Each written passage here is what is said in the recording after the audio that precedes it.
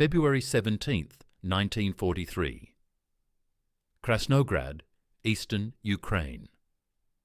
The cold doesn't bite anymore. That's how Sergeant Ivan Morozov knows he's been out here too long. His fingers, wrapped around the pen, move mechanically across the paper. The wood stove in the corner of the abandoned German command post radiates heat he can barely feel. Outside, the sound of T-34 engines rumbles through the Ukrainian steppe like distant thunder. Constant, unstoppable, the sound of victory. "My dearest Katya," he writes, breath fogging in the half-warm air. "We'll be in Berlin by summer. I'll be home before Dmitri's birthday. The fascists are running like dogs." He believes every word. So does everyone else in the Red Army that frozen February. After 20 months of hell, after Moscow, after Leningrad, after watching their country burn from the Volga to the Baltic, they are finally winning. Not just surviving, not just holding, winning. The numbers don't lie. In the 3 months since Operation Uranus closed the trap at Stalingrad, the Red Army has advanced over 600 kilometers. Towns that took the Wehrmacht weeks to capture in 1941 fall in a single day. Kharkov, Ukraine's second largest city, liberated just yesterday. The armoured spearheads of the Voronezh front are racing toward the Dnieper River. Some reconnaissance units have pushed so far west they're within 60 kilometers of Zaporizhia, where, according to intelligence reports, the Führer himself maintains a forward headquarters.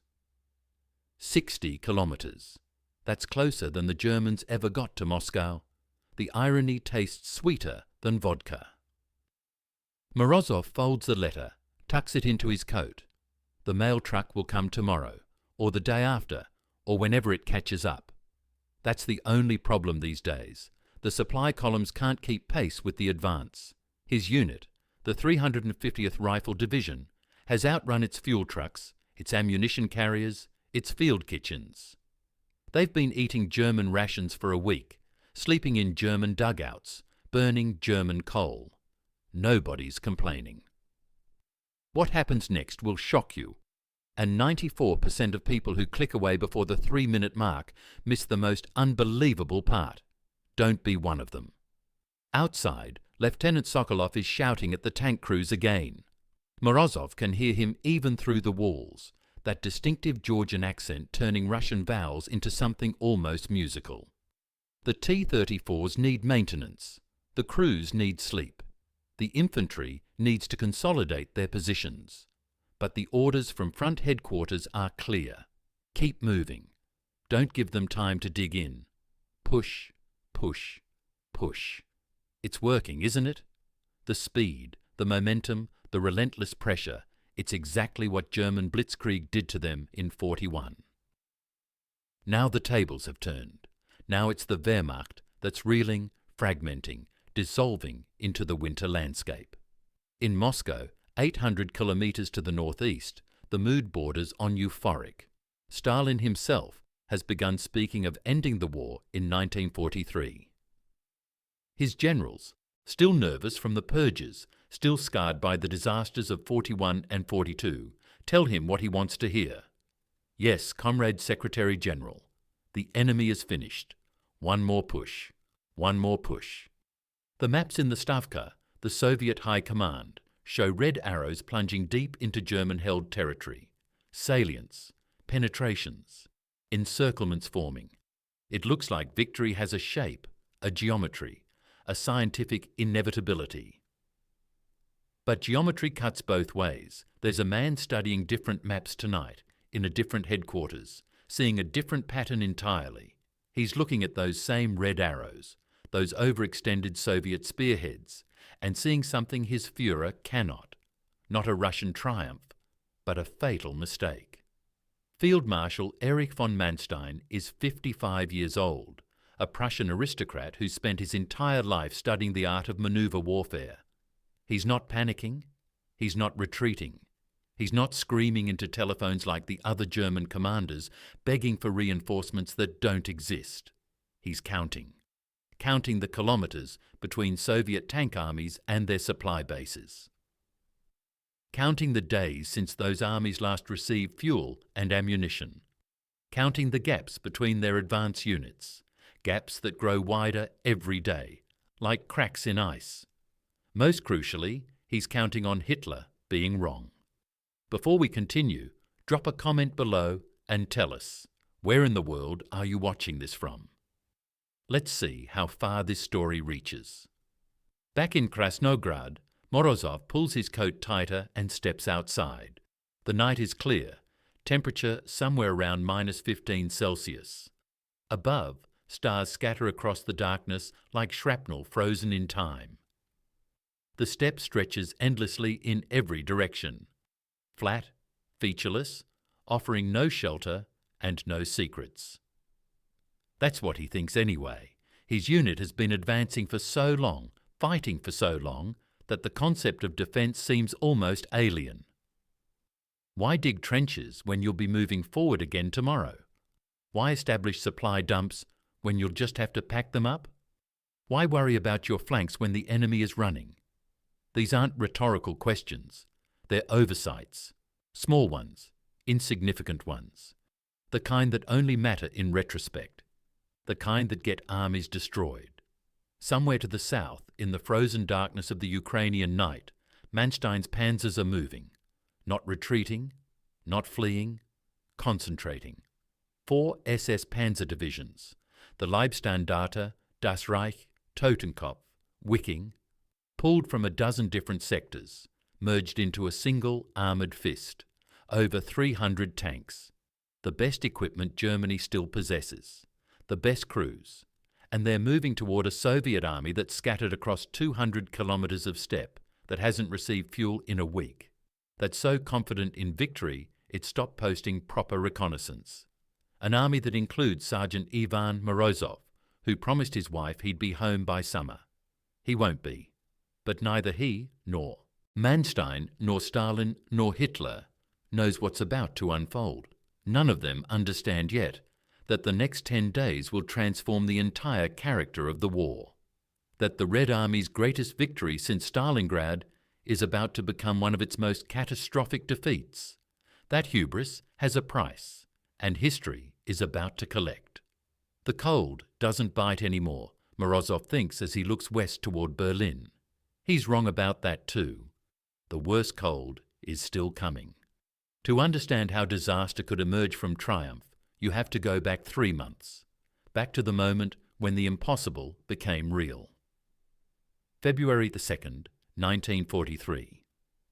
Stalingrad, Field Marshal Friedrich Paulus, commander of the German 6th Army, surrenders.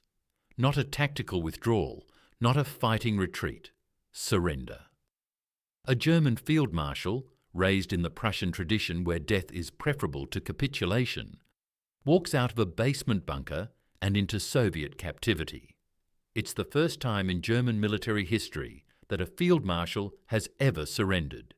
He won't be the last, but he's the first. And that matters.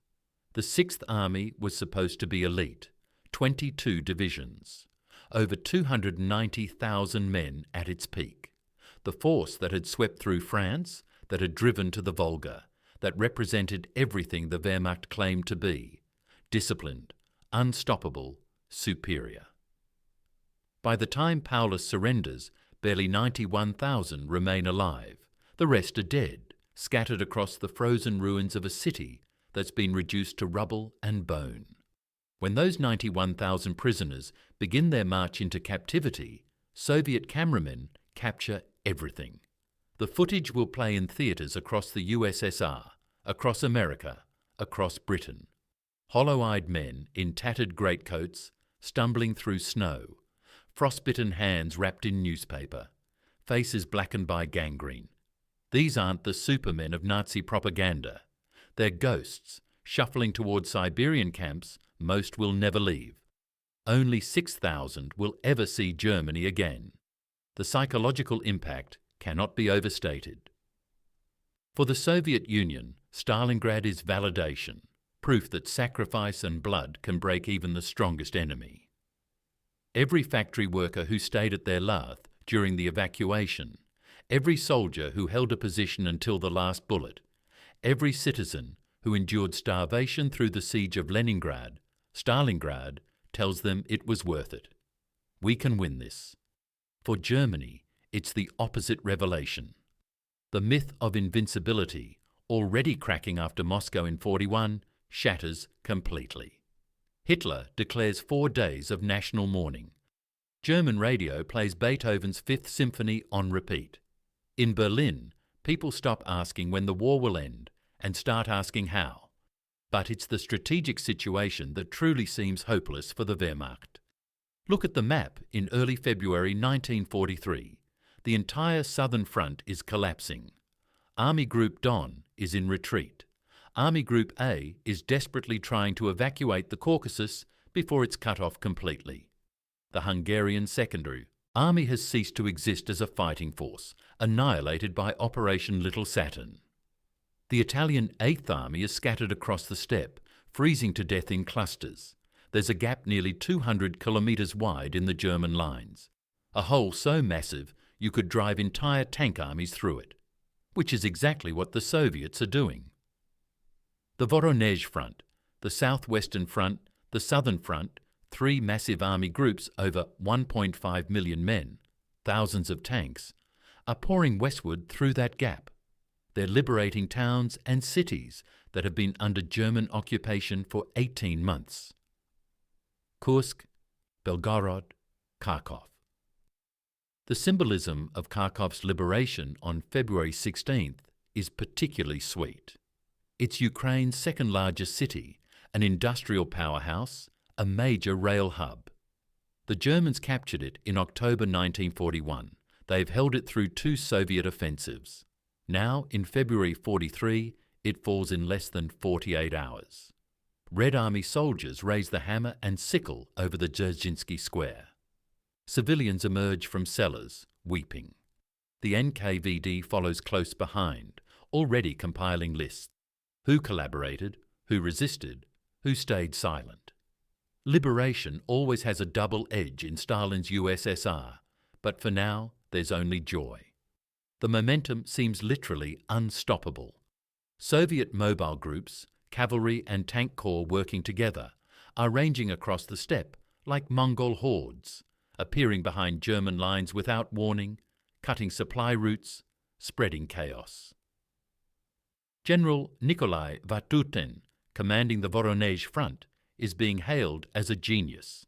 His chief of staff jokes that they're advancing so fast the mapmakers can't keep up. His operations officer suggests they should start printing their orders in German. They'll be in Berlin before translation becomes necessary. Nobody's laughing because nobody thinks it's entirely a joke. In the Stavka, Stalin's chief of staff, Marshal Alexander Vasilevsky, is planning operations with code names that reflect their ambition. Operation Gallop, Operation Star, Operation Leap. These aren't defensive operations. These aren't limited offensives. These are war-winning drives meant to smash Army Group South, retake the Donbass industrial region, possibly even trap the entire German southern wing against the Sea of Azov. Why not? Everything else has worked.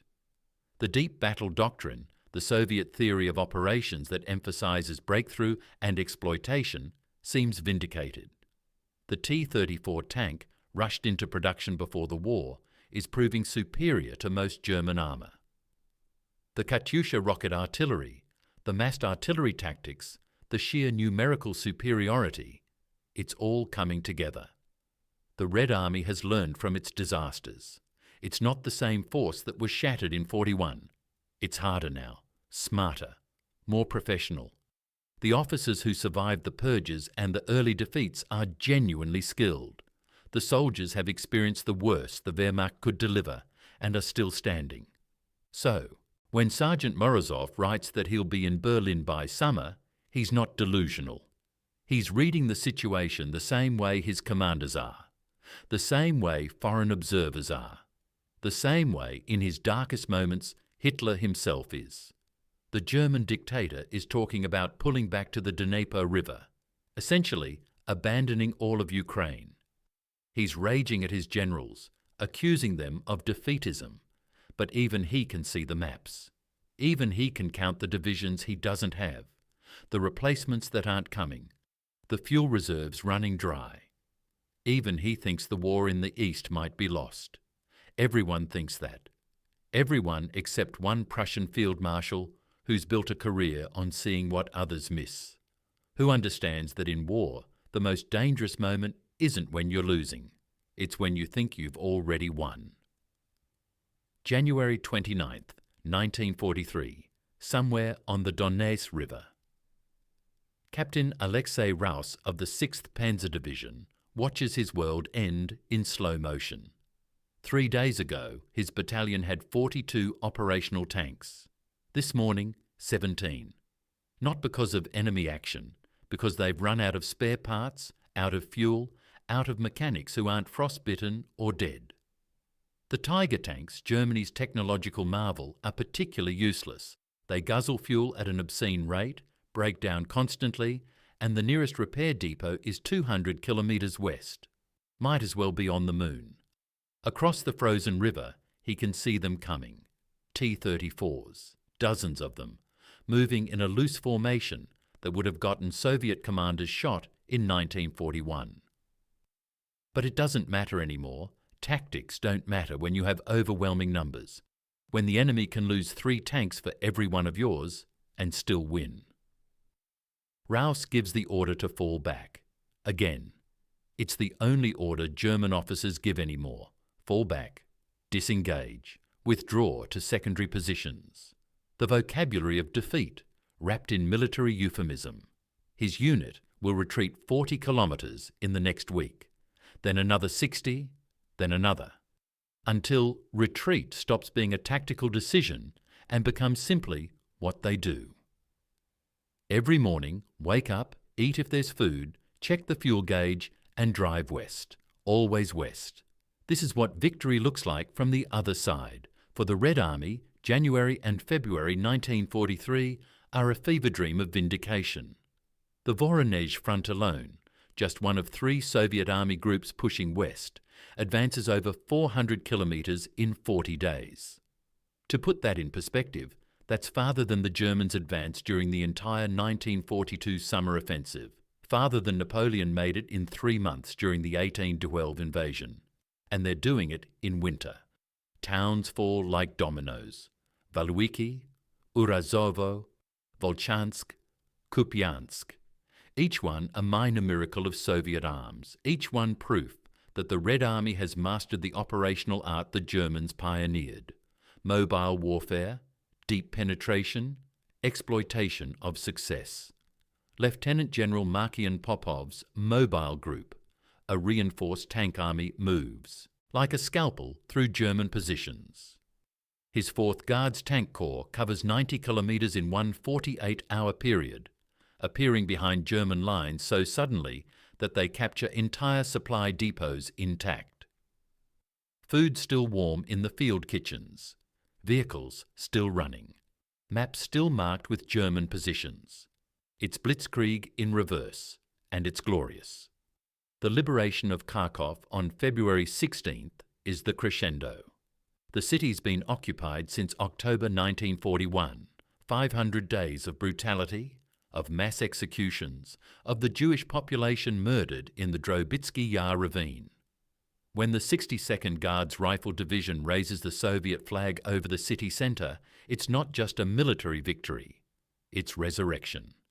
Civilians pour into the streets despite the cold, despite the danger, despite NKVD warnings to stay inside. Old women cross themselves, an orthodox gesture that could get them arrested, but joy overwhelms caution. Men who've been hiding in cellars emerge to shake hands with liberators who look half-starved themselves. Everyone's crying, soldiers and civilians alike. The newsreel cameras capture it all. The footage will screen in Moscow within days, carefully edited to remove the awkward moments, the destroyed buildings, the emaciated survivors, the evidence of Soviet citizens who cooperated with occupiers. But the emotion is real. The joy is real. The belief that the worst is over, that's real too, and completely wrong. In Moscow, the Stavka is already planning the next phase.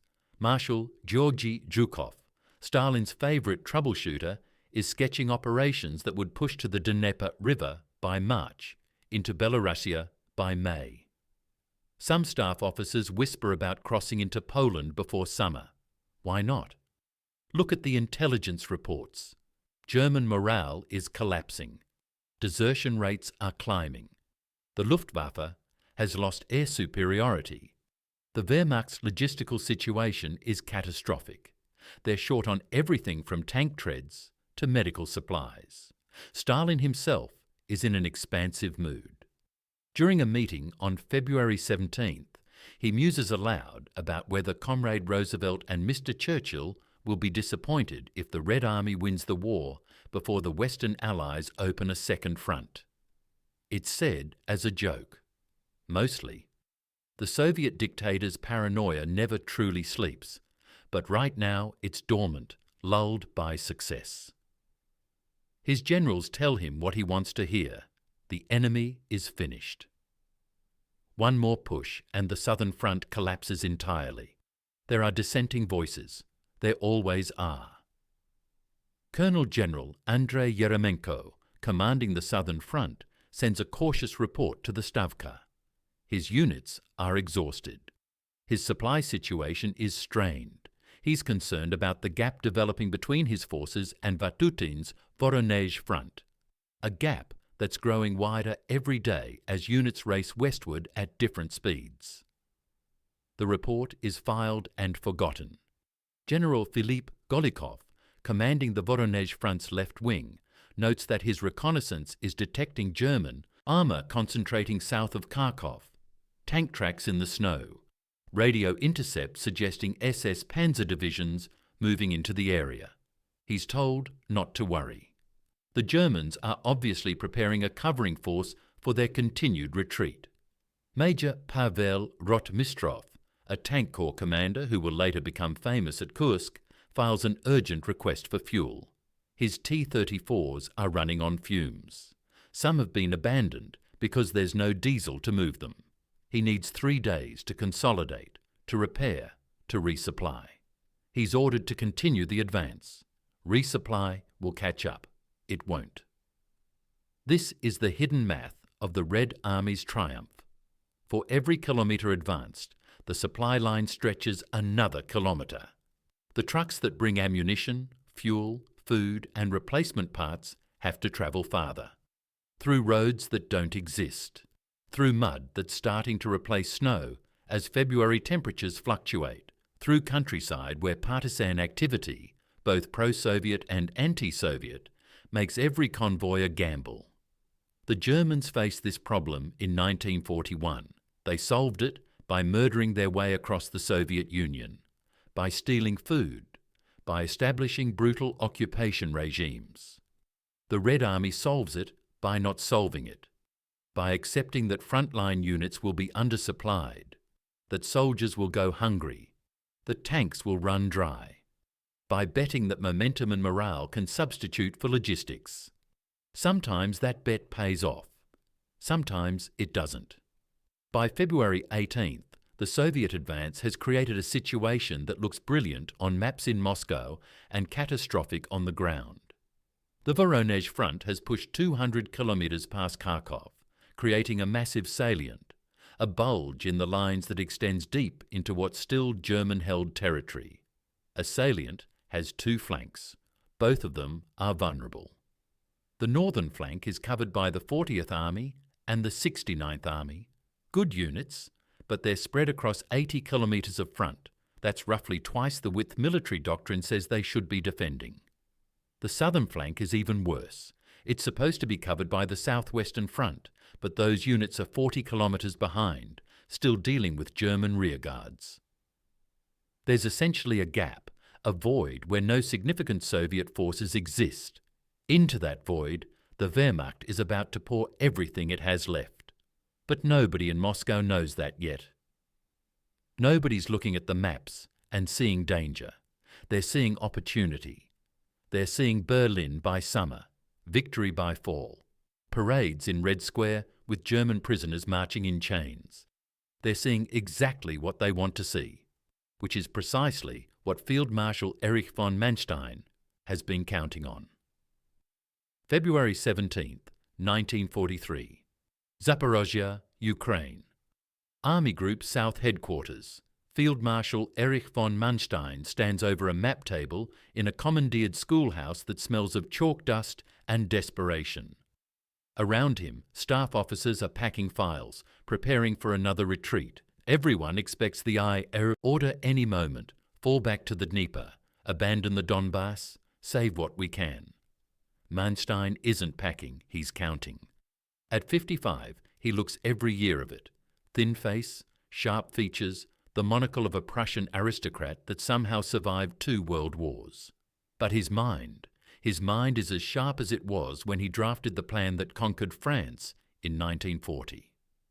The plan Hitler took credit for, the plan that proved Manstein understood modern warfare better than perhaps anyone alive. He's about to prove it again. "Show me the fuel reports," he says quietly, not barking, not screaming like Hitler. Quiet authority is far more effective. His operations officer, Colonel Theodor Bussy, spreads out a different kind of map. Not terrain and unit positions, but logistics, Soviet supply dumps, railroad capacity, estimated fuel consumption rates for tank armies moving at speed. The numbers tell a story Moscow doesn't want to read. The average T-34 carries enough fuel for roughly 300 kilometres of combat operations. The Soviet advance has covered over 400 kilometres, which means every tank in the Voronezh front should be empty, stranded, waiting for fuel trucks that are still somewhere back near Stalingrad. Some are moving. Manstein knows this from reconnaissance reports, which means they're capturing German fuel dumps, scavenging, running on fumes and prayer. An army running on captured supplies isn't an army. It's a mob with guns. And their infantry? Manstein asks. At least a week behind their armour in most sectors, Bussy replies. The rifle divisions are moving on foot, 30 kilometres a day when the weather's good. The mechanised units have outrun them completely. Manstein nods. He's seen this before, in France in the early days of Barbarossa. Armour racing ahead, infantry struggling to keep up, the units becoming separated. In German doctrine, this is a sin. The combined arms team, tanks, infantry, artillery, engineers working together, is sacred. But when you're advancing, when the enemy's running, it's a sin you can get away with. When the enemy stops running, those separated units become targets. What about their flanks? This question matters most. Major Ulrich Kleemann, the intelligence officer, traces his finger along the map. The northern flank is covered by the 40th and 69th Armies, understrength, overextended, probably short on everything. Southern flank is, he pauses, essentially open. There's supposed to be a link up with the southwestern front, but they're not there yet. There it is, the opening. Manstein has spent his entire career studying manoeuvre warfare. The theory is simple. In mobile operations, success creates vulnerability. The farther you advance, the longer your supply lines, the wider your flanks, the more exposed you become. It's physics, it's geometry, it's inevitable. The question is whether your enemy can exploit it before you consolidate. Most generals would look at this situation and see disaster. Army. Group South has been retreating for 3 months. It's lost Stalingrad, it's lost Kharkov. It's hemorrhaging territory, equipment, men. The logical move is to keep retreating, establish a defensive line on the Dnieper, try to hold until spring. Manstein sees something else entirely. He sees Soviet tank armies spread across 200 kilometres of steppe with no fuel and no infantry support. He sees flanks protected by nothing but optimism and frozen mud. He sees supply lines so overstretched they're meaningless. He sees an enemy so drunk on victory they've stopped doing proper reconnaissance. He sees the greatest opportunity the Wehrmacht has had since the opening weeks of Barbarossa. If he can concentrate his armour, if he can convince Hitler to give him operational freedom, if he can move fast enough to hit the Soviets before they realize what's happening. 3 very large ifs. Gentlemen, Manstein says, straightening, we will not be retreating to the Dnieper. The room goes silent. Someone drops a pen. It clatters on the floor with absurd loudness. Sir? Buss's voice is carefully neutral. The Führer's directive is based on incomplete intelligence. Manstein's tone doesn't invite argument. The Soviets have overextended catastrophically. Their mobile group Popov is 60 kilometers past Krasnoarmeyskoye with no flank security. Batutin's main force is scattered from Kharkov to the Dnieper.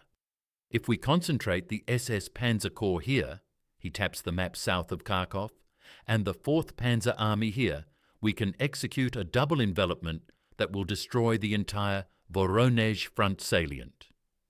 A counter-offensive? Kleeman sounds like he's testing the words, seeing if they're still a legitimate concept.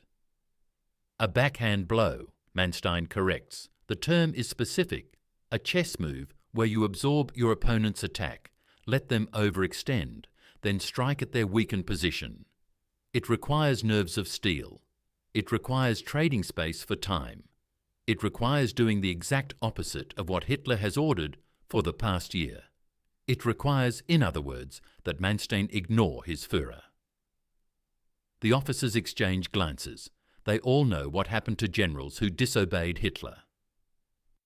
Field Marshal von Rundstedt, dismissed. General Guderian, dismissed. Field Marshal von Bock, dismissed. The list goes on. Hitler doesn't tolerate independence, doesn't tolerate deviation from his orders. But Manstein isn't like those other generals. He's the man who conquered Sevastopol, who executed the Crimean campaign so brilliantly that even Soviet historians grudgingly admit its tactical perfection. He's the only senior commander Hitler still slightly fears, because Manstein has that rarest of qualities in the Third Reich. He's genuinely irreplaceable. Still, there are limits. The Führer wants us to hold every metre, Busse says carefully. He's ordered static defence, no retreats, no manoeuvre warfare. The Führer is not here. Manstein's voice could cut glass. I am, and I'm telling you we have perhaps 72 hours before this opportunity closes. The Soviets will realise their mistake, or their supplies will catch up, or spring mud will make movement impossible. 72 hours. He looks around the room, meeting each officer's eyes in turn. Busse, draft movement orders for the SS Panzer Corps. Concentration area south of Krasnograd. Kleeman, I need complete intelligence on Soviet fuel states and unit positions. Everything reconnaissance can give us. Communications. Prepare a message to the Führer's headquarters. I will inform him we are executing a limited counterattack to stabilize the front. Limited. That's the key word. Not a strategic counteroffensive. Just a limited tactical adjustment. The kind of operational flexibility a field marshal should have. Hitler will see through it immediately, of course. But by the time he responds, by the time he screams and threatens and demands Manstein's head, the panzers will already be moving. Sometimes it's easier to ask forgiveness than permission, assuming, of course, that Manstein's reading of the situation is correct. If he's wrong, if the Soviets aren't as overextended as he thinks, if they have reserves he doesn't know about, if their logistics are better than his intelligence suggests, then he's about to send the last effective German armoured reserve in the southern sector to its destruction. Army Group South will collapse. Ukraine will fall. The entire southern wing of the Eastern Front will disintegrate. The road to Romania, to the Ploesti oil fields that fuel the German war machine, will be wide open, and it will be his fault. Manstein knows this. The weight of it sits on his shoulders like an iron cross made of lead. But he's spent his entire life training for moments like this. Moments where the textbook solution is wrong, where conventional wisdom leads to disaster, where only audacity offers salvation. He's read his Clausewitz. He knows that war is a continuation of politics by other means. Yes. But at the operational level, war is mathematics. Fuel consumption rates, movement speeds, time-distance calculations, logistics capacity. The math says the Soviets are vulnerable. The math says 72 hours. The math says this is the only chance the Wehrmacht will get. One more thing, Manstein says as officers begin moving to execute his orders. Operational security is absolute. No radio traffic unless encrypted. No written orders that specify objectives beyond the initial concentration.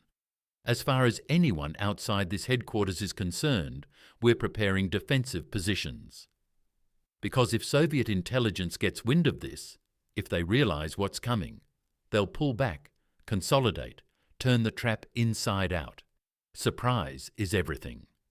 Outside, the sound of aircraft engines rumbles overhead. Soviet Il-2 Sturmoviks on a bombing run, probably hitting the railway junction to the west. Luftwaffe fighters are conspicuously absent. The skies belong to the Red Air Force now. Another reason this counter-offensive should be impossible. Another factor Manstein is betting he can overcome. In 72 hours, the SS Panzer Corps will strike. 4 divisions of fanatical, highly trained, superbly equipped soldiers. The best and worst that Nazi Germany can produce. They will hit a Soviet army that believes the war is won, that's scattered across the steppe like seeds on the wind, that's running on empty tanks and blind faith. What happens next will determine whether the war ends in 1943 or drags on for 2 more years of bloodshed. Whether Sergeant Morozov's letter to his wife was prophecy or epitaph. Whether Field Marshal Erich von Manstein is a genius or a fool. The next 72 hours will tell the story. February 19th, 1943. 0400 hours, Krasnogvardeysk. SS Obersturmbannführer Joachim Peiper doesn't sleep anymore. The commander of the 3rd Battalion, 2nd SS Panzer Regiment, Leibstandarte Division, has learned that sleep is a luxury for men who aren't betting everything on the next 72 hours. He's 28 years old. He looks 40. Around him, the village is alive with the sound of engines, Panzer IVs with their long-barreled 75mm guns. Panzer III's still worth something in the right hands, and the Tigers, 9 of them in his battalion alone, massive, temperamental, fuel-hungry beasts that can kill a T-34 at 2,000 metres, if they don't break down first. His crews are doing final checks by flashlight, huddled against the cold. They're not supposed to be here. According to the last Führer directive, the SS Panzer Corps should be withdrawing west, establishing defensive positions on the Dnieper. Instead, they're moving east, toward the enemy. Peiper has been a soldier long enough to recognize a gamble when he sees one. This is Field Marshal von Manstein betting the entire southern front on a single hand of cards. If it works, they might stabilize the situation, maybe even recapture Kharkov. If it fails, there won't be enough left of Army Group South to man a roadblock. His radio operator climbs out of the command panzer. Sir, message from Division Headquarters. Corps Commander sends his regards and says the Führer has been informed of our movement. Informed, not authorized, not approved. Informed. Peiper allows himself a thin smile. Manstein has done it, launched a major counter-offensive without Hitler's explicit permission. The kind of independent action that gets field marshals court-martialed, or makes them legends. The message reaches Hitler's headquarters, the Wolfschanze in East Prussia, at 1100 hours on February 19th. Hitler's reaction is predictable. What? The scream echoes through the concrete bunker. Manstein is doing what? General Kurt Seitzler, chief of the General Staff, stands at attention while the Führer rages. He's learned that stillness is the only defense when Hitler enters one of his moods. He reports it as a limited tactical counterattack to relieve pressure on the Dnieper line, my Führer. Preliminary movements only, designed to... I ordered defensive positions. Hitler's face is red, spittle flying. I ordered him to hold the Dnieper line. Every metre of ground is to be defended. Every metre. Yes, my Führer. However the Field Marshal believes. I don't care what Manstein believes. I care what I ordered. Zeitzler waits. He's read Manstein's actual message, the one that wasn't sanitized for Hitler's consumption. He knows this isn't a limited counterattack. This is a full-scale operational manoeuvre, a double envelopment using every mobile reserve in the southern sector. It's either brilliant or suicidal. Probably both. Should I order him to halt operations? Zeitzler asks, knowing the answer before he speaks. Hitler paces, hands clasped behind his back. For all his rage, he's not stupid. Manstein is the best operational commander Germany has. Possibly the best commander anyone has. And the situation in the south is desperate enough that unconventional solutions might be the only solutions. But admitting that means admitting Hitler's own strategy has failed. The Führer stops pacing. Tell Manstein, he says slowly, that if this limited counterattack fails, I will hold him personally responsible. Tell him I expect a full report every 6 hours. Tell him... Hitler pauses. Tell him he has 1 week to show results, or I'm recalling the SS Panzer Corps to Army Group Center. It's not approval. It's not even tacit permission. It's Hitler refusing to make a decision and blaming the consequences on someone else. Zeitzler recognizes it for what it is, political cowardice wrapped in military jargon. Yes, my Führer. February 19th, 1943, 1600 hours. Krasnograd. Sergeant Ivan Morozov is writing another letter home when the first reports come in. Enemy armour spotted. Grid reference 34 to 72. Estimated battalion strength, moving north. He looks up from his paper. The command post has gone quiet. Everyone listening to the radio traffic. Correction. Regiment strength. Multiple tank companies. Bearing 340. Lieutenant Sokolov grabs the map. Finds the grid reference. His finger stops. That's south of here. They're supposed to be retreating south. Maybe they got lost, someone jokes. Nobody laughs. More reports flooding in now. Radio operators scribbling coordinates, unit designations, sighting reports. The picture emerging is confused, contradictory, but consistent in one crucial detail. The Germans aren't retreating anymore. They're attacking. Sokolov reaches for the field telephone to call division headquarters. The line is dead. He tries the backup radio frequency. Static. Either the equipment has failed, entirely possible given how far they've outrun their maintenance support, or someone is jamming them. Neither option is good. What do we do? Asks Corporal Fedorov, the youngest man in the unit. 18 years old, he's been in the army for 4 months, in FRC combat for 6 weeks. He still thinks officers have answers.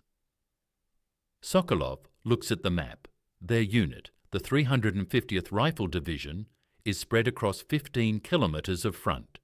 They have no prepared defensive positions because they weren't expecting to defend. They have ammunition for maybe 2 days of sustained combat. Their supporting tank brigade is somewhere to the north, supposedly refuelling. They're a rifle division without tank support, without communications, without defensive positions, facing an enemy armoured attack of unknown size. Standard operating procedure says request orders from headquarters. Headquarters isn't answering.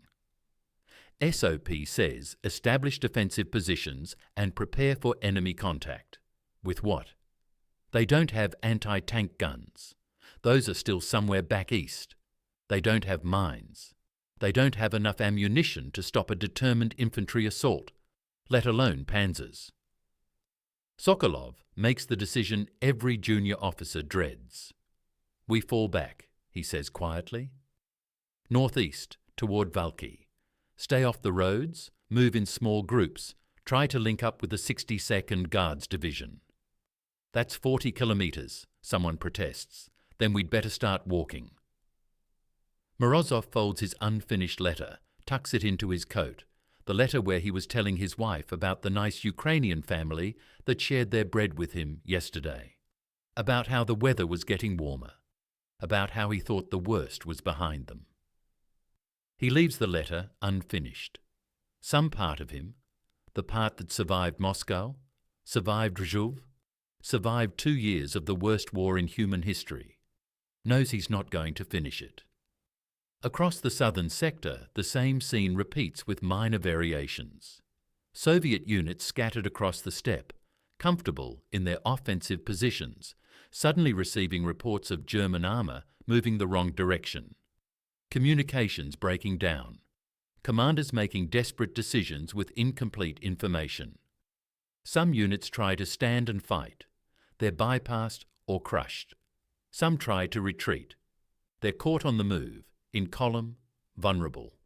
A few, the lucky ones, manage to pull back in good order, establish hasty defensive positions, buy time for the forces behind them. But most are simply surprised. Caught between positions, low on fuel and ammunition, commanded by officers who've been thinking about advance for so long they've forgotten how to defend. The Red Army is about to receive a brutal refresher course. February 19th, 1943. 1800 hours, SS Panzer Corps headquarters. SS Obergruppenführer Paul Hauser reads the preliminary reconnaissance reports and allows himself a moment of satisfaction. The Soviets have no idea what's coming. His corps, 3 SS Panzer divisions, over 300 tanks, 40,000 of the most fanatical soldiers the Reich can produce, is poised like a coiled spring. The Leibstandarte Adolf Hitler, Das Reich and Totenkopf divisions, names that will become synonymous with war crimes, with atrocities, with the darkest chapters of the Eastern Front. But right now, they're simply the sharpest tool Germany still possesses. Hauser gives the order at 1845 hours. All units execute Phase 1. The panzers begin to roll. In the gathering darkness of a Ukrainian winter evening, hundreds of engines roar to life. Tracks grind through frozen mud. Radio operators relay coordinates. Artillery begins ranging shots. And Field Marshal Erich von Manstein, in his headquarters 60 kilometres to the rear, receives the confirmation he's been waiting for. The gamble is on. History will call it the Third Battle of Kharkov. It will call it Manstein's backhand blow. It will call it a masterpiece of operational warfare. But right now, in these first hours, it's simply chaos meeting calculation. Soviet confidence colliding with German desperation. The unstoppable force discovering it's not unstoppable after all. Sergeant Morozov, walking northeast through the darkness with his unit, doesn't know any of this. He knows the temperature is dropping. He knows they've been walking for 3 hours. He knows the sound of diesel engines is getting closer. He knows, in the way soldiers always know, that something has gone terribly wrong. Behind them, the southern horizon flickers with orange light, artillery fire, or burning villages, hard to tell the difference anymore. February 20th, 1943. 0630 hours. 12 kilometres southeast of Krasnograd, the T-34 sits silent in the pre-dawn cold, its engine dead, its fuel tanks empty. Senior Lieutenant Dmitry Lavrinenko's crew has been waiting for the fuel trucks since yesterday afternoon. They're supposed to be here by now. That's what battalion headquarters promised before the radio went silent 6 hours ago. Lavrinenko climbs out of the commander's hatch, breath steaming. Around him, the rest of his company, 9 tanks that should be 11, but 2 broke down 30 kilometres back, are scattered across a frozen field. The crews are brewing tea over small fires, using German coal they found in an abandoned supply dump. Nobody's worried yet. Fuel shortages are normal. The supply situation has been a disaster for weeks, but it's always worked out. The trucks always arrive eventually. Always. The sound reaches him before his brain processes what it means. A low rumble from the south. Continuous. Growing louder. Not trucks, tanks. Mount up, Lavrinenko screams, already knowing it's pointless. You can't fight in a tank with no fuel. You can't retreat in a tank with no fuel. You can barely rotate the turret manually, and even that takes 3 men and 5 minutes. The German panzers appear over the ridgeline like iron wolves. Panzer I-4s, their long guns elevated slightly for the march, at least 20 of them, probably more behind. They're moving fast, 40 kilometers per hour across relatively flat ground. They're in combat formation, already deploying from march column. They're professional, prepared, predatory. Lavrinenko's crew scrambles into their tank, pointless as it is. His gunner, Sergeant Volkov, traverses the turret manually, muscles straining. The 76mm gun swings with agonizing slowness toward the approaching Germans. Range? Lavrinenko asks, knowing it doesn't matter. 1,500 meters. 1,400. 13. The Germans open fire at 1,200 meters. The first rounds are ranging shots, throwing up geysers of frozen earth. The second volley finds the mark. A T-34 200 meters to Lavrinenko's left explodes, its turret lifting off almost gracefully before slamming back down askew. Volkov gets the gun aimed. Ready! Fire! The 76mm roars. The shell arcs toward the lead Panzer IV. It's a good shot, centre mass, textbook deflection. The shell bounces off the frontal armour at extreme range. The Panzer doesn't even slow down. Return fire is immediate and accurate. The round punches through the T-34's side armour, thinner than the front, vulnerable at this angle, and the world becomes fire and noise and darkness. Lavrinenko doesn't die immediately. He has perhaps 30 seconds to realise his legs aren't there anymore, that Volkov is screaming, that the ammunition is cooking off. 30 seconds to understand that the war he thought was almost over has just started again. 30 seconds isn't enough time for much, but it's enough to understand you were wrong. Across a 200-kilometre front, the same nightmare unfolds in 100 variations. The SS Panzer Corps hits the Soviet mobile group Popov at 0700 hours. Popov's forces, the 4th Guards Tank Corps, the 10th Tank Corps, elements of the 1st Guards Cavalry Corps, are spread across 80 kilometres, refuelling, resting, celebrating their liberation of Pavlograd 2 days ago. They're not ready. How do you ready for something you don't expect? For weeks the Germans have been retreating. Every tactical instinct, every operational assumption, every intelligence report has said the same thing. The enemy is broken. Keep pushing. Now the enemy is pushing back. SS Obersturmbannführer Joachim Peper's battalion crashes into the Soviet 4th Guards Tank Brigade near Novomoskovsk. The Soviet tanks are parked in a village, crews sleeping in houses for the first time in weeks. The Germans don't bother with finesse. They shell the village with artillery, then drive straight through, guns firing at point-blank range. It's not a battle, it's a massacre. T-34s burn before their crews can mount them. Infantry are caught in the open, cut down by machine gun fire. The village's civilian population, elderly men, women, children who survived 18 months of German occupation only to be liberated 2 weeks ago, die in their cellars as buildings collapse. War doesn't care about your timing. Piper's battalion destroys 42 Soviet tanks in 90 minutes. His losses: 1 Panzer IV with a thrown track, repaired within an hour. The Das Reich division strikes northeast, hitting the flank of the Soviet 25th Guards, Rifle Division.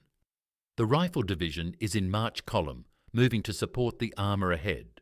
They're strung out along a single road, exactly the formation you never want to be in when the enemy attacks. The German Panthers and Panzer IVs hit them from the side, parallel to the road. It's like shooting fish in a barrel. Supply trucks explode, blocking the road. Infantry scatter into the open steppe, where they're easy targets. Artillery pieces are destroyed before they can unlimber. The 25th Guards Division ceases to exist as a cohesive unit in 4 hours. February 20th, 1943. 1200 hours. Voronezh Front Headquarters, Valuiki. General Nikolai Vatutin stares at the map and tries to make sense of reports that don't make sense. His staff is feeding him information from a dozen different sources, and none of it agrees. German armour here, here and here. Positions that can't all be accurate, because there aren't that many German tanks left in the entire southern sector. Soviet units reporting they're under attack.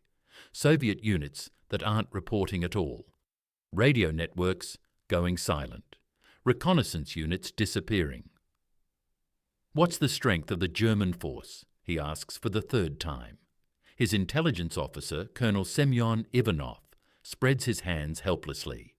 Estimates range from 1 Panzer Division to 4. We're getting reports of SS insignia, which suggests elite units. But the numbers don't. I don't need estimates. I need facts, Vatutin snaps. Then quieter. I need to know what I'm facing.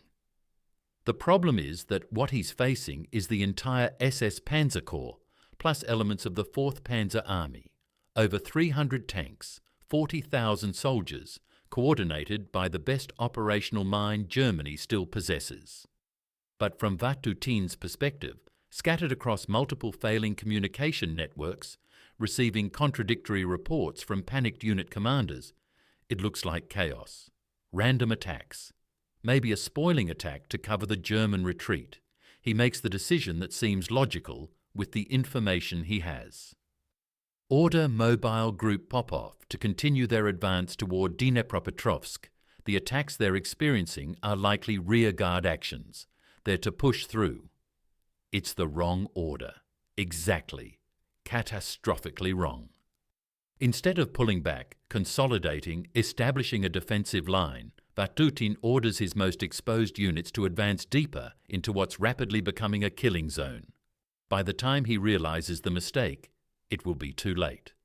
February 20th, 1943. 15:30 hours, somewhere between Krasnograd and Valkai. Sergeant Ivan Morozov has been walking for 21 hours. His unit, what's left of it, is down to 43 men. They started with over 100. Some died when the Stukas found them yesterday evening. Some deserted during the night, slipping away into the darkness. Some just collapsed from exhaustion and cold, and there was no time to carry them. Lieutenant Sokolov still has the map, though it's increasingly meaningless. The front lines they knew yesterday don't exist anymore. Villages that were supposed to be held by Soviet forces are burning. Roads that should be secure are prowled by German reconnaissance units. They're behind enemy lines without ever having retreated. That's what happens when the enemy advances faster than you can run. Morozov's feet are numb. He stopped feeling the cold around hour 12. Now he just moves mechanically, one foot in front of the other, following the man ahead of him. The sound of engines stops them all.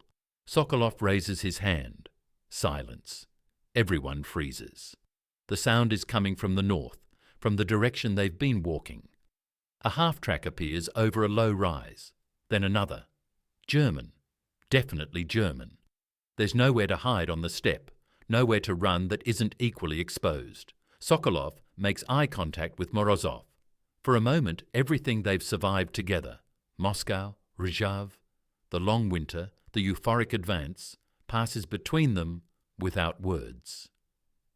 Spread out, Sokolov says quietly. Make them work for it. It's not much of a plan. But it's all they have. The half-tracks spot them. Machine guns open up. MG-42s. That distinctive ripping sound like canvas tearing. 1-200 rounds per minute. Men fall. Morozov drops flat, bringing his rifle up. He fires once, twice. The range is too long for accurate rifle fire, but it's something to do. Something other than dying passively. A mortar round lands 10 meters away. The concussion lifts him off the ground, slams him back down. His ears are ringing. His vision is blurred. He tastes blood. When his vision clears, Sokolov is down. Half the unit is down. The half-tracks are getting closer. This is how it ends, Morozov thinks with strange clarity.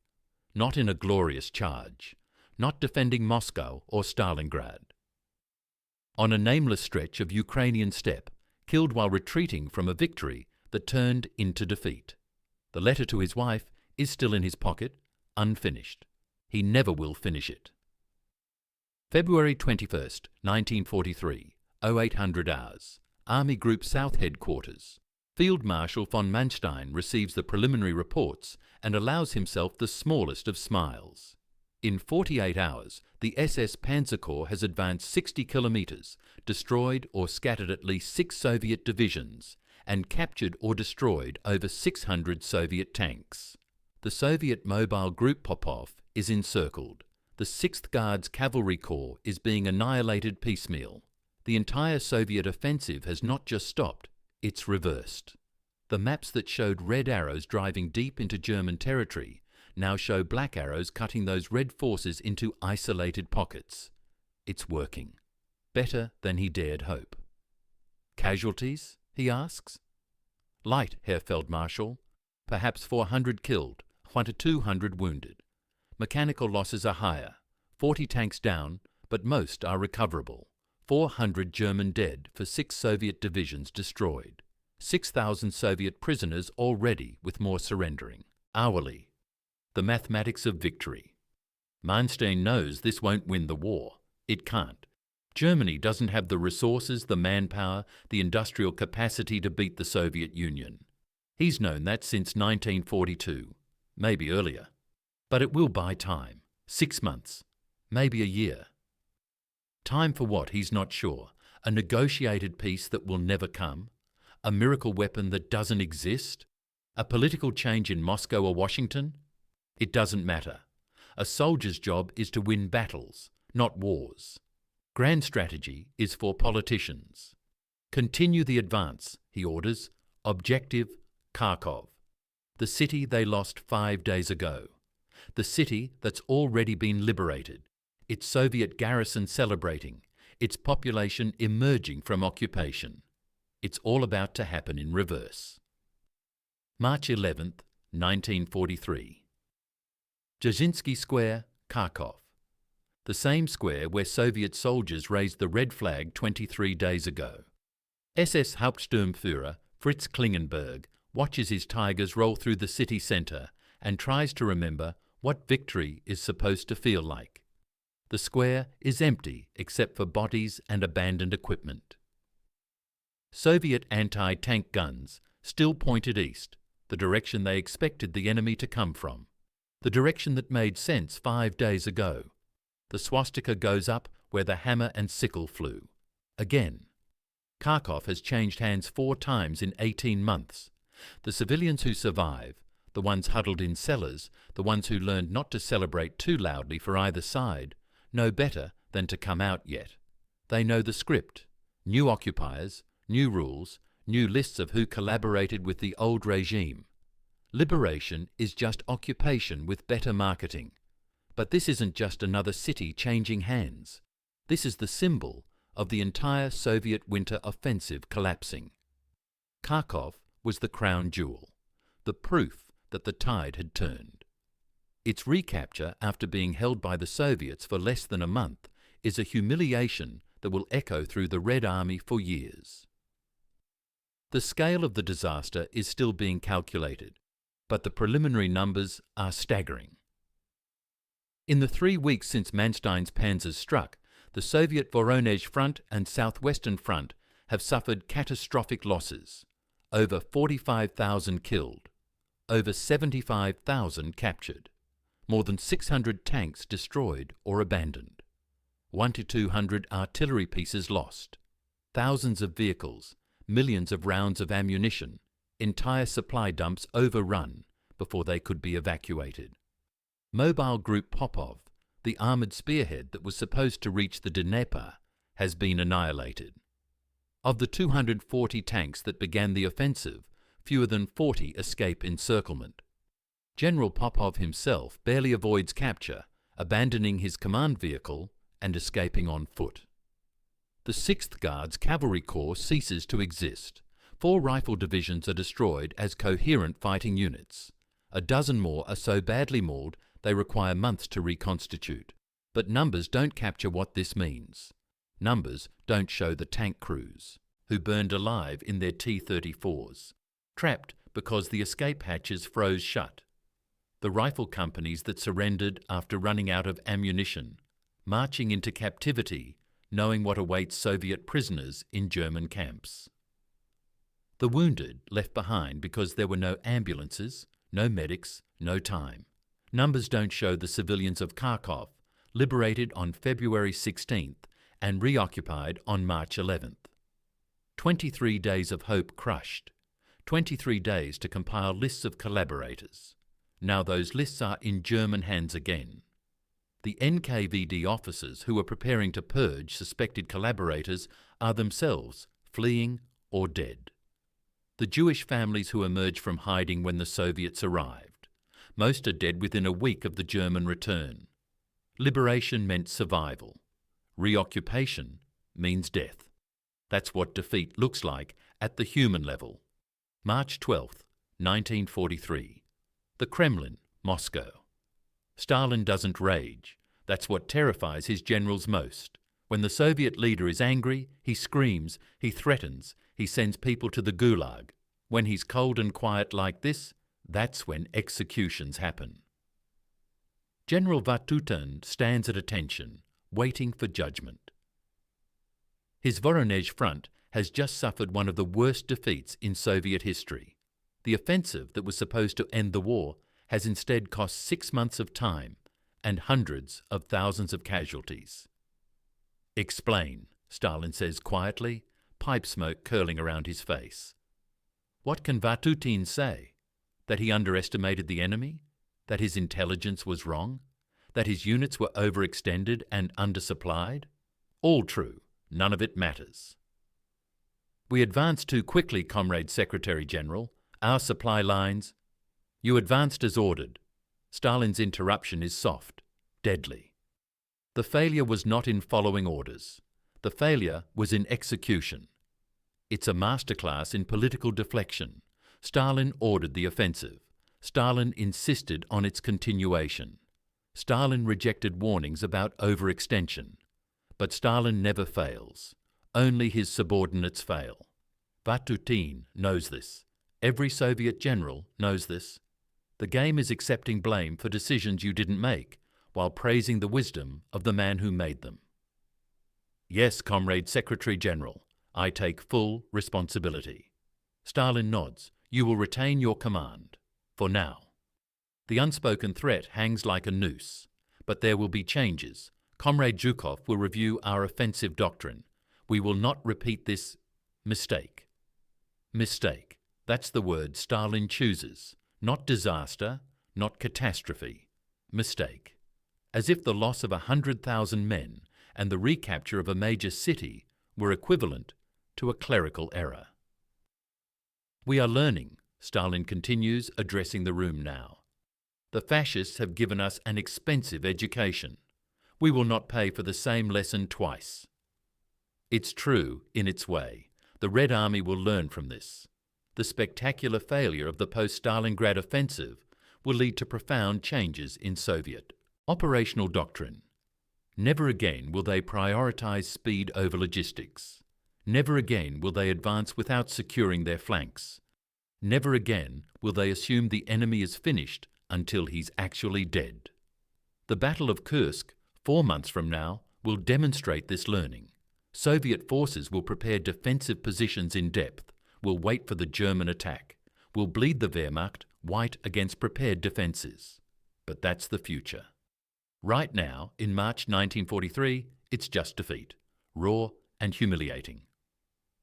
March 15th, 1943, a military hospital near Voronezh. The nurse finds the letter in the coat pocket of patient 247.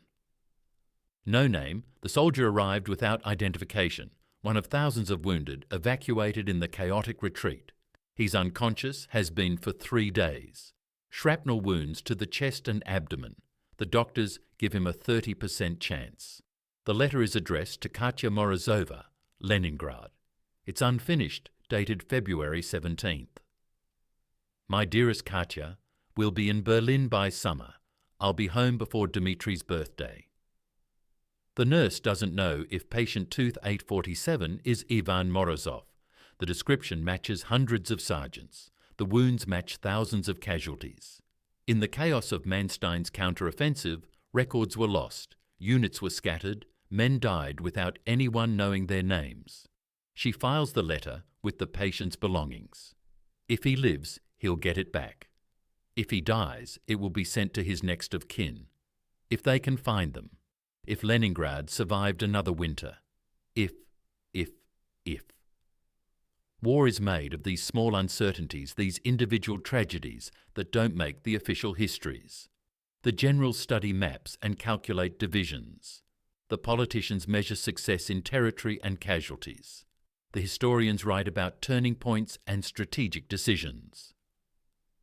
But for Katya Morozova, waiting in Leningrad for a letter that will never come, the Third Battle of Kharkov is just silence. The absence of news, the slow transition from hope to worry to dread. She doesn't know about Manstein's brilliant manoeuvre or Stalin's miscalculation. She doesn't know her husband's unit was caught in the open, that he fell during a fighting retreat, that his fate is one of thousands still being determined in overwhelmed field hospitals. She just knows the letters stopped coming. That's what this victory-turned-disaster means at the level where history actually lives. In the kitchen tables and empty chairs, in the children who will grow up without fathers, in the wives who will wait years for confirmation of what they already know in their hearts. The war will go on for 2 more years. Berlin will fall, but not until May 1945, 2 years after Morozov promised to be there by summer. The cost of that miscalculation? Incalculable. March 18th, 1943. The Stavka, Moscow. Marshal Georgy Zhukov spreads the casualty reports across Stalin's desk like a prosecutor presenting evidence. The numbers are worse than anyone admitted publicly. Final count for the Third Battle of Kharkov and the wider counter-offensive, 86,000 Red Army soldiers killed, 70,000 captured, over 160,000 wounded and 200 tanks, destroyed or captured, 3,000 artillery pieces lost.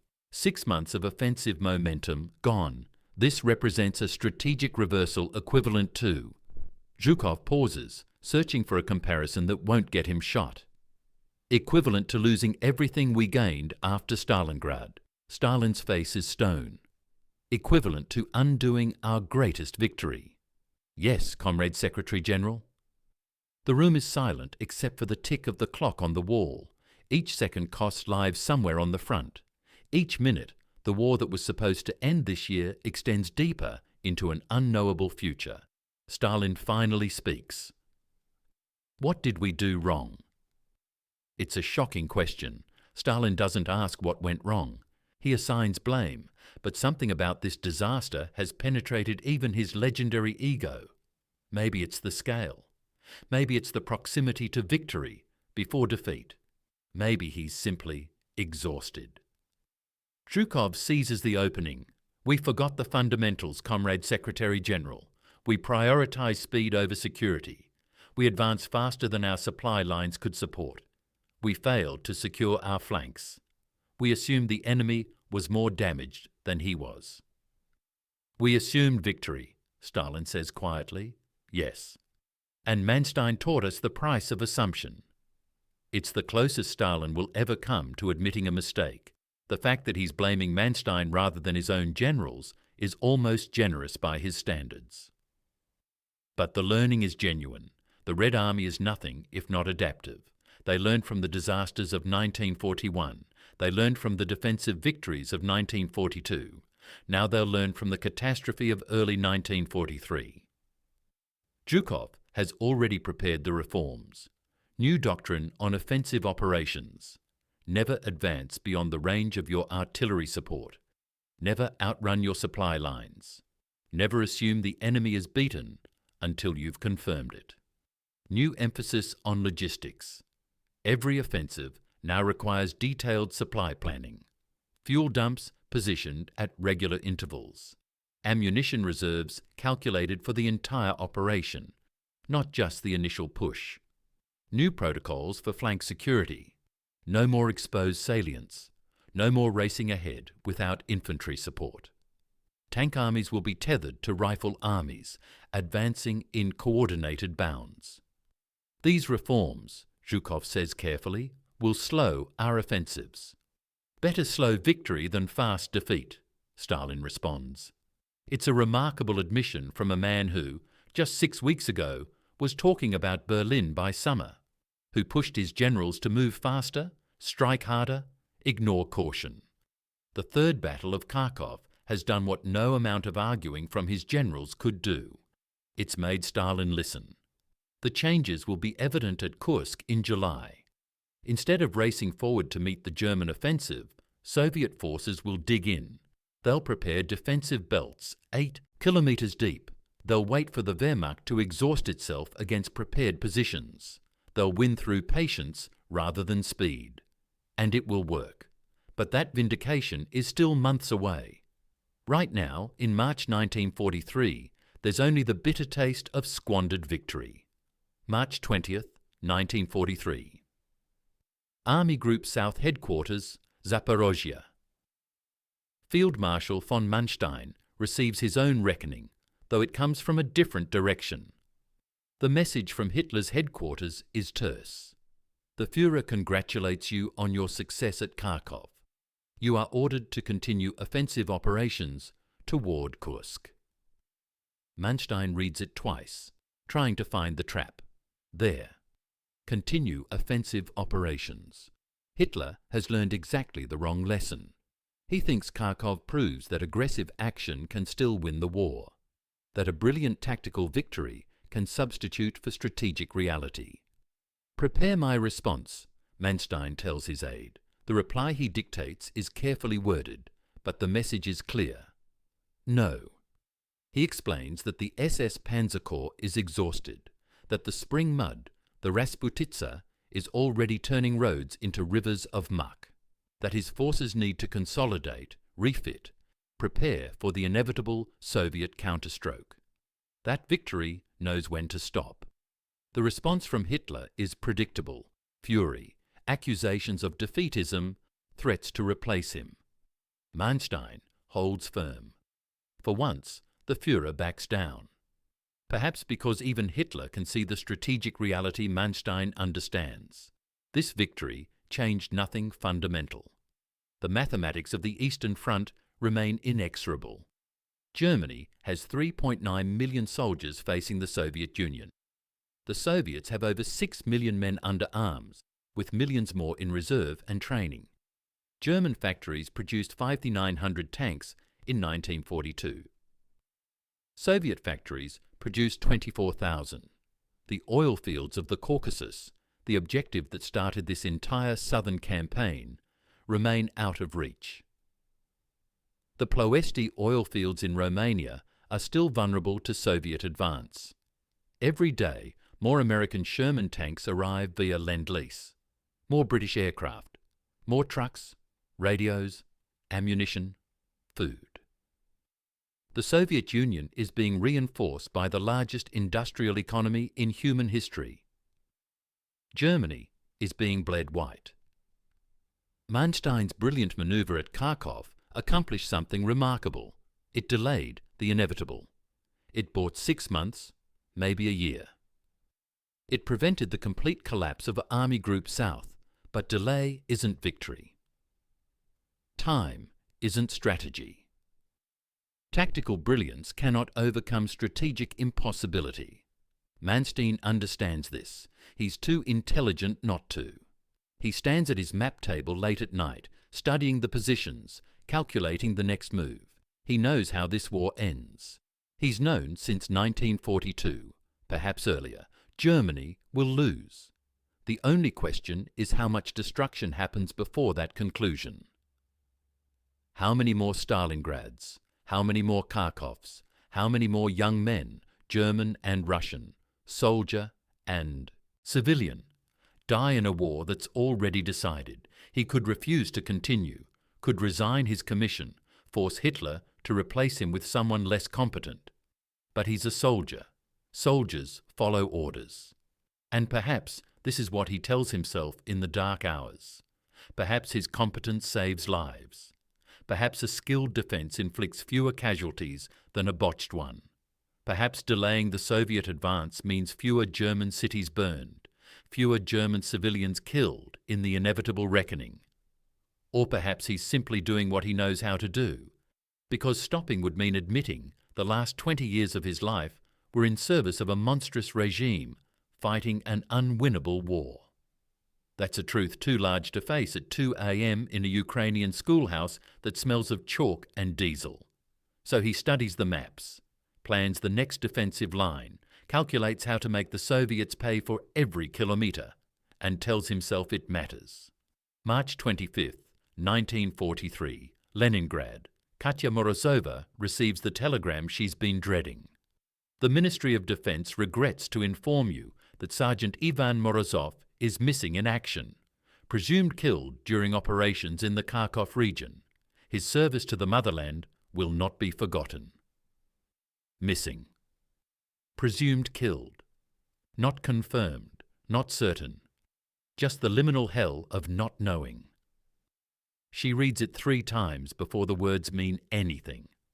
Her hands are shaking.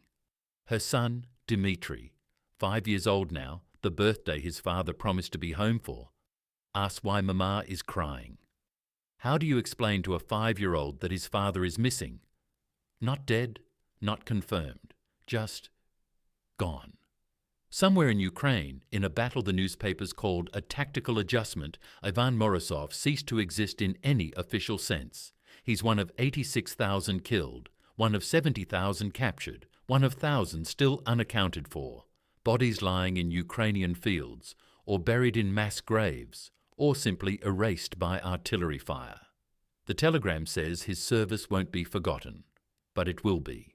In the vast machinery of the war, in the millions of casualties, in the decades of Soviet secrecy and historical revisionism, Ivan Morozov will become a number. A statistic in a battle that Soviet historians will minimize, that German historians will celebrate, that serves as a footnote to the larger narrative of the Eastern Front. His son will grow up not knowing exactly how his father died. His wife will wait years for confirmation that never comes with certainty. His name might appear on a monument in Leningrad, one name among thousands, if anyone bothers to record it at all. This is the human cost of Manstein's masterpiece and Stalin's miscalculation. This is what strategic reversals mean when you stop counting divisions and start counting lives. The war will continue for 26 more months. Berlin will fall. The Nazi regime will be destroyed. The Soviet Union will emerge victorious, broken, and transformed. But Ivan Morozov won't see any of it. He promised to be home by summer. It's a promise the war won't let him keep. July 5th, 1943. Kursk salient. 4 months after Kharkov, the Eastern Front erupts again. But this time, everything is different. The Germans attack first. Operation Citadel. Hitler's attempt to regain the initiative, to prove that Kharkov wasn't a fluke. Nearly 3,000 tanks, 10,000 artillery pieces, 2,000 aircraft. The largest armoured offensive in human history. They advance into a prepared hell. The Red Army isn't racing forward anymore. They're waiting. 8 defensive belts, stretching 200 kilometres deep. Minefields containing over 1 million mines. Anti-tank ditches, pre-sighted artillery coordinates, camouflage positions. The Soviets have learned the lesson Manstein taught them at Kharkov. Patience wins wars. The Wehrmacht advances 6 kilometres in a week, loses 500 tanks, exhausts itself against defences that absorb and deflect and hold. On July 12th, at Prokhorovka, the largest tank battle in history ends in strategic stalemate, but operational Soviet victory. The Germans never mount a major offensive on the Eastern Front again. This is Kharkov's legacy. The disaster that taught the Red Army how to win. The catastrophe that transformed tactical defeats into strategic wisdom. The crucible that forged the doctrine that will carry them to Berlin. Marshal Zhukov will later write in his memoirs.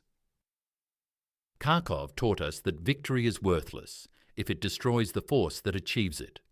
Better to advance slowly and win than quickly and lose. He doesn't mention Stalin ordered the advance. Soviet historiography rarely does. Field Marshal Erich von Manstein fights on for another year. He wins defensive battles at Zhytomyr. Executes brilliant withdrawals that save armies from encirclement. Demonstrates again and again that he's the most skilled operational commander the Wehrmacht possesses. It doesn't matter. On March 30th, 1944, Hitler summons him to Obersalzberg. The meeting is brief. Manstein is dismissed from command, officially for health reasons. The real reason, he keeps arguing for defensive strategy, for trading space for time, for doing the intelligent thing rather than what Hitler demands. Independent thought is a luxury the Third Reich no longer tolerates. Manstein spends the rest of the war in retirement. He survives, unlike so many he commanded. He's tried at Nuremberg for war crimes, the mass murder of Jews in areas under his command, the systematic starvation of Soviet prisoners, the orders that enabled atrocities.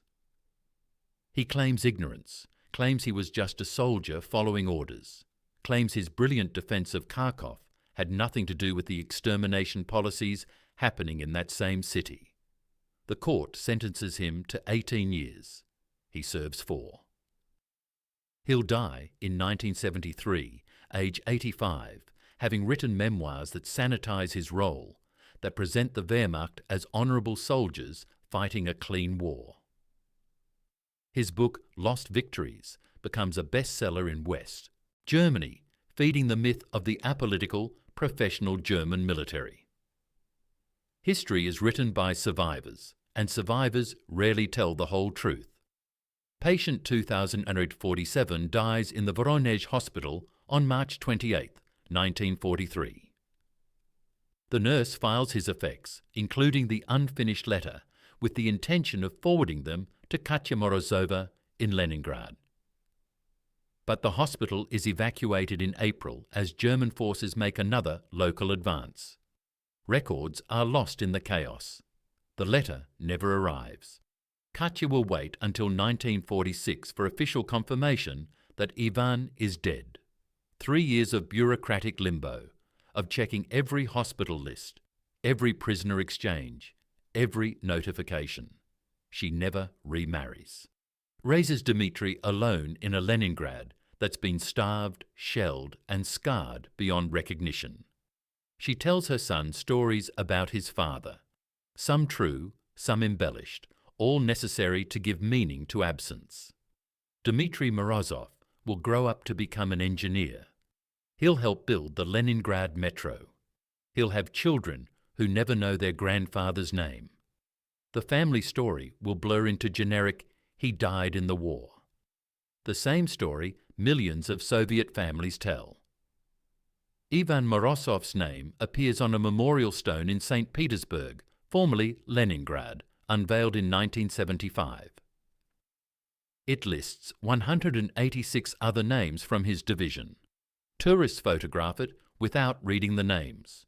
This is how individual tragedy becomes historical abstraction. Why this story matters. The Third Battle of Kharkov isn't taught in most Western schools. It's a footnote, a tactical curiosity between Stalingrad and Kursk. Soviet historiography minimized it, an embarrassing defeat in a narrative of inevitable victory. German historiography celebrated it, proof that the Wehrmacht could still win, even as the war was being lost. Both miss the point. Kharkov matters because it's a masterclass in how victory breeds vulnerability, how confidence becomes hubris, how the intoxication of success blinds you to danger until it's too late. These lessons aren't historical, they're eternal. Every military disaster follows the same pattern: underestimating the enemy, overextending your forces, assuming momentum equals invincibility. Vietnam, Afghanistan, Iraq. The names change, the geography shifts, the lesson remains unlearned. Kharkov also matters because it demonstrates the paradox of tactical brilliance in service of strategic failure. Manstein won the battle. He lost the war. His masterpiece bought 6 months. 6 months of continued destruction, continued suffering, continued dying for a cause that was already lost. Sometimes the most brilliant military minds are the most tragic, because they can see how to win battles, but not how to stop wars. February 17th, 1943. The date Sergeant Morozov wrote his last letter. "We'll be in Berlin by summer." He was wrong by 2 years and 3 months. Soviet forces will raise the red flag over the Reichstag on May 2nd, 1945. They'll win the war he thought was almost over. But Morozov won't be there. Neither will 27 million other Soviet citizens who die before victory. Neither will the soldiers of the 350th Rifle Division scattered across Ukrainian fields.